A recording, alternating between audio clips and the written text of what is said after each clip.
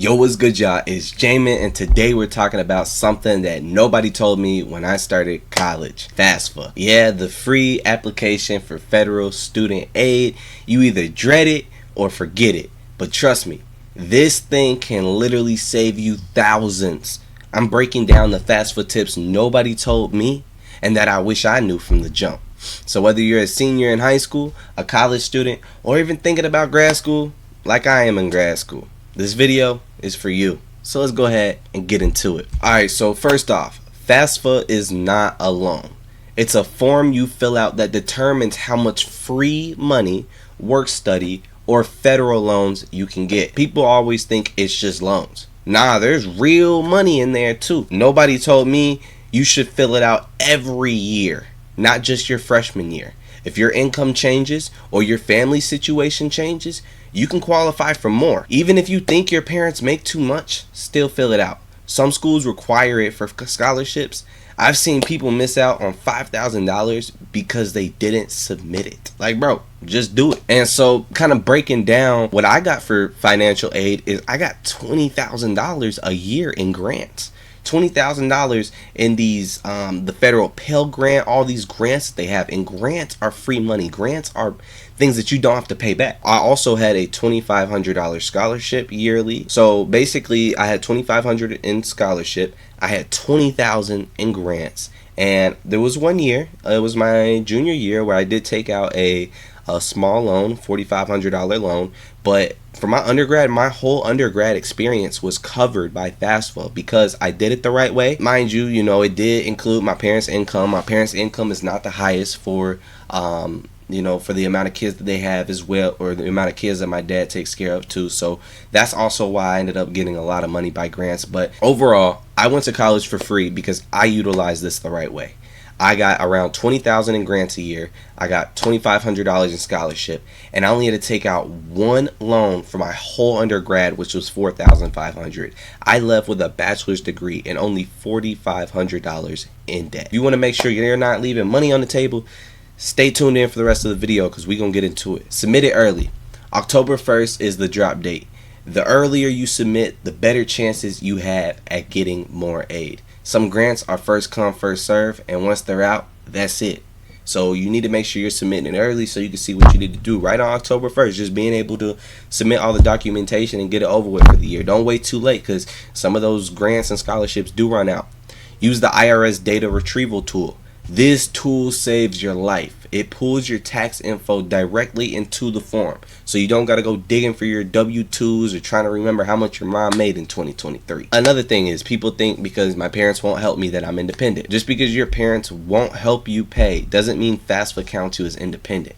You got to be 24, married, a vet, or have special circumstances. Otherwise, you have to use your parents' info.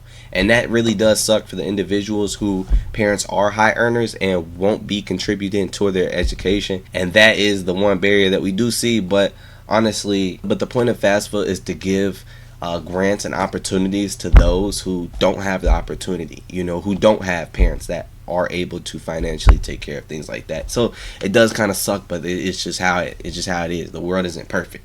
You can also update your FAFSA after submitting. A lot of people didn't know this. But if your financial situation changes after submitting, like your parent loses a job, you can go back and make that correction.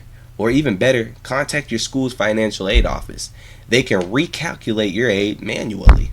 Also, list more than one school. Even if you're locked in at your dream school, list 5 to 10 schools. FAFSA sends your info to all of them, and different schools will all have different aid packages. It's a money comparison cheat code. You can be able to kind of see which school will get you this, which school will get you this, and you will be surprised because there's a lot of schools that you might be able to just go for free, like how I did. You can also get FAFSA for grad school as well. This blew my mind. Grad students don't get Pell Grants, but we do qualify for federal unsubsidized loans and sometimes federal work study. So don't skip it if you're doing master of social work like me. You know what I'm saying?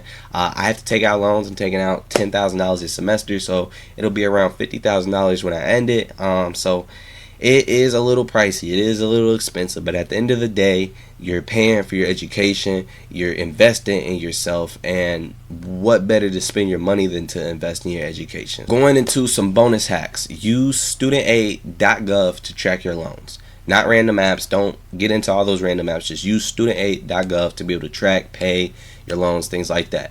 When you're in undergrad, you have those subsidized loans, you don't have to worry about paying those loans off until you graduate. Now, when you're in grad school and you get subsidized loans, unsubsidized loans, they start to build and accrue interest now. Also, I've seen my interest rates are a lot crazier on my unsubsidized loans that I just got for grad school. I don't know if it's by a change in the economy, but my loans for undergrad were 4% interest rate, and now I'm getting charged 8% interest rate, so it's pretty crazy. If you are low income, check if you qualify for estimated family contribution of 0, which opens up grants and waives tuition at some state schools. So you can actually get tuition waived at certain schools if your estimated family contribution is 0 or less. Mine was like negative 500, I think, or something like that.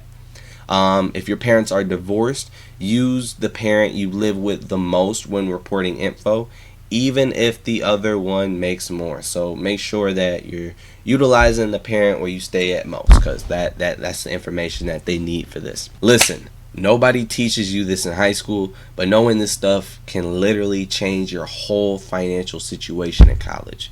FAFSA isn't perfect, but it's one of the few ways the system might actually give you something back.